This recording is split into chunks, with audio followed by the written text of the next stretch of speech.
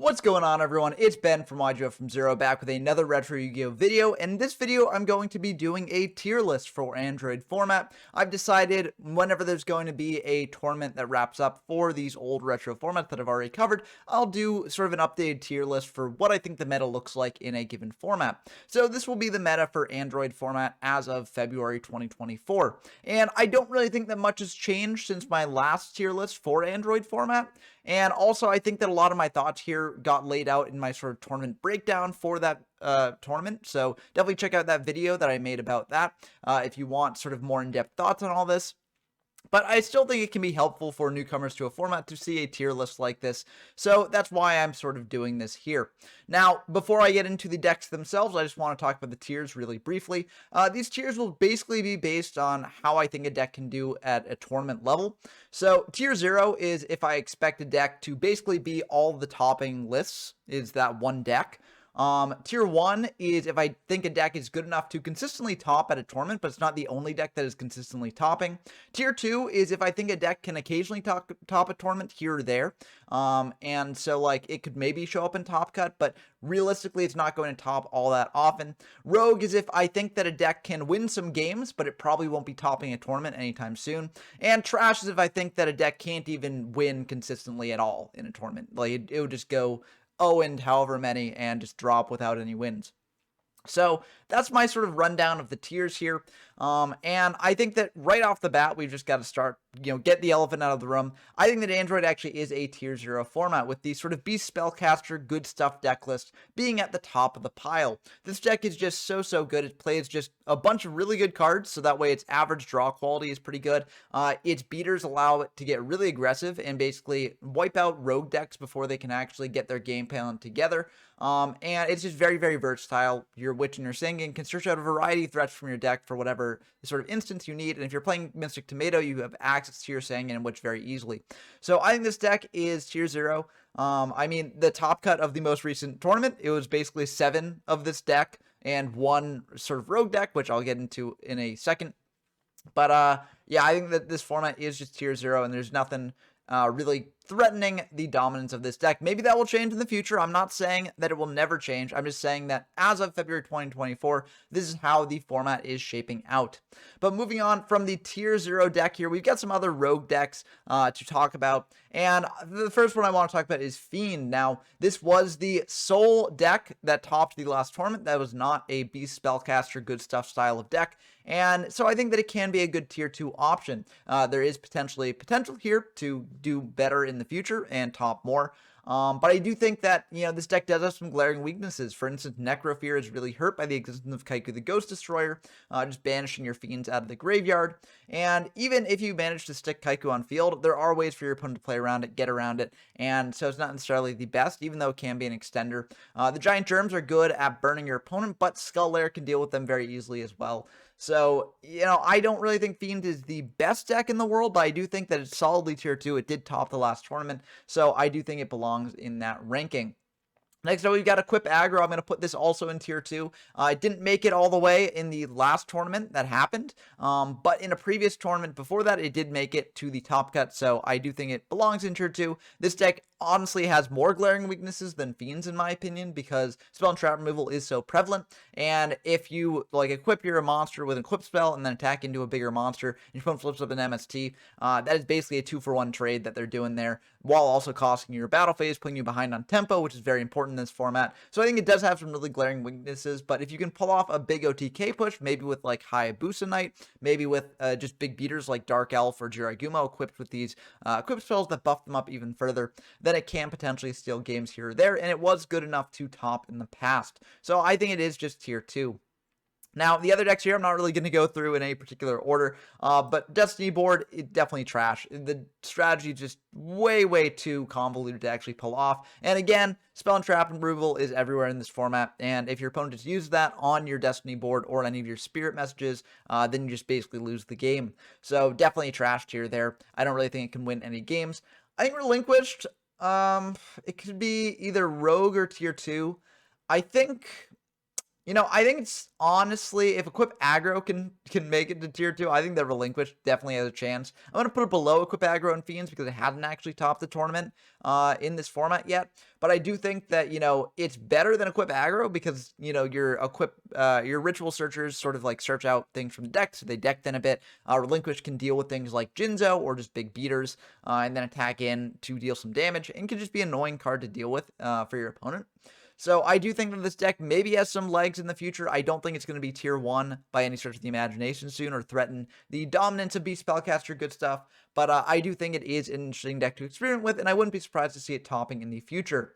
Next up, we've got Fusion Turbo, Last Warrior Turbo, whatever you want to call it. This is basically decks that try and fusion summon out Last Warrior from another planet. I think this strategy is a little bit cope, but if you actually can bring out Last Warrior, then it can be pretty good, as shutting down your opponent's summons is very, very powerful. So, I'm going to put this in Rogue. I don't really see this topping any tournaments in the future, but I can see it stealing a game here or there, if you actually manage to pull off your combo and protect your Last Warrior.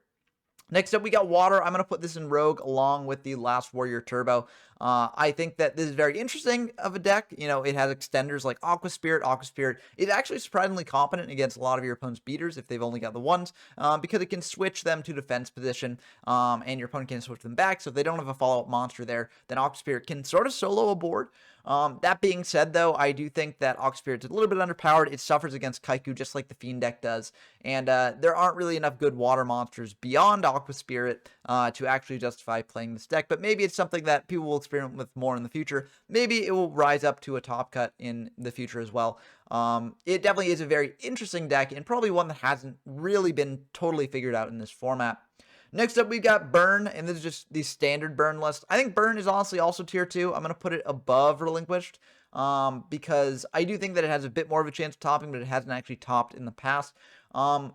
I think Burn is one of those decks that not many people experiment with because it is a very sort of degenerate strategy, and it's not a strategy that many people like playing. But I do think there are some things in this format that do help it. This is a very aggressive format, so being able to deal a lot of damage can be very good. It's also a very monster-focused format, so if your opponent has to keep bringing out monsters and pay to like chain energy, for instance, that can be very good for you as well. Magic Cylinder also is a surprising burn card that can just end the game out of nowhere. So I do think that Burn does have some reasons for potentially being able to top in the future. And I think if there's one deck that might eventually turn this from a tier 0 format into a tier 1 format, it might be a deck like Burn that not many people are really experimenting with, and that does have potential to play the game in a different way and potentially sort of snatch games from the top deck lists. But so that's definitely something that I want people to experiment with more.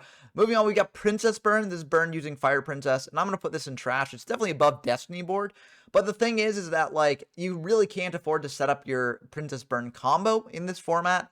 It's just really, really fragile, really, really slow, and really, really bad. And so it can't really compete against any of the other decks in this format because eventually your opponent's going to draw spell and trap removal and then clear whatever you've been doing. And Princess Burn burns too slowly to actually be able to combat that. So I don't really think that Princess Burn is that good. Next up, we got Wrapbox. I think Wrapbox is potentially also a tier 2 deck. I could see it potentially topping in the future, being able to go into things like Dream Clown or Nimble Mangas is kind of nice. However, I do think Giant Rat is kind of just a worse recruiter than Tomato in this format, so I don't really think it's the best thing in the world. I could see it potentially topping in the future, though. So I'm going to put it in the tier 2 realm.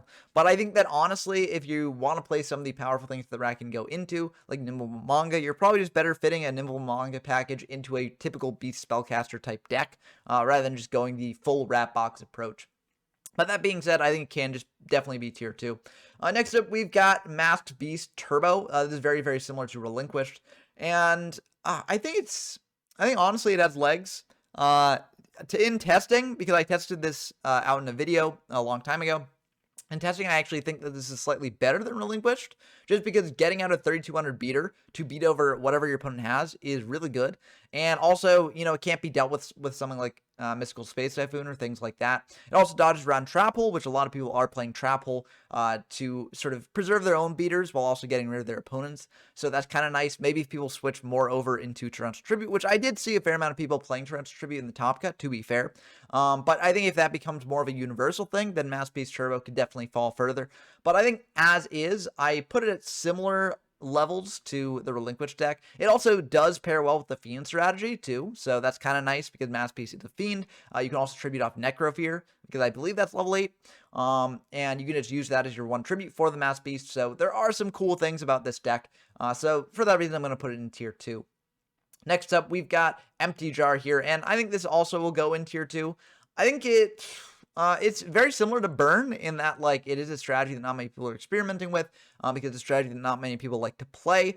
But unlike Burn, I feel like its strategy a little bit slower, and that makes it a little bit more vulnerable in this format. So I'm actually going to put it at the bottom of tier 2. It could definitely go in Rogue. I think, honestly, like, maybe from Mass Beast onward, all of these decks here could maybe go in Rogue, depending on how you want to draw the line between Rogue and tier 2.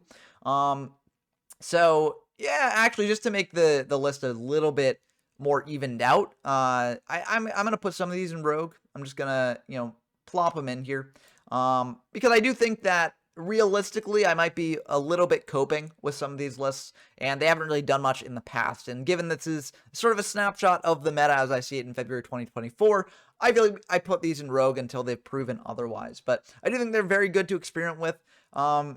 But I realistically think that Android is just going to be a tier 0 format from here on out. That doesn't make it a bad format, because I do think the mirror matches between Beast Spellcaster is very fun, and there's a lot of interesting interactions that go into it there. I mean, you can see that in the final stream that I did for the tournament. It was some very, very intense games, and there is still a lot to experiment with in that deck itself, like different tech cards, like we saw Solemn Judgment being experimented with, people cutting Cannon Soldier, things like that. So there are some interesting innovations that you can do there, but realistically, based on the last tournament results, this format is tier 0 with Beast Spellcaster being on top. Again, I think that it could definitely change in the future. I'm not going to rule out the idea that maybe someone really tests out one of these other decks and finds that it's better than people are giving credit for. But I think that as is, this is how it looks right now.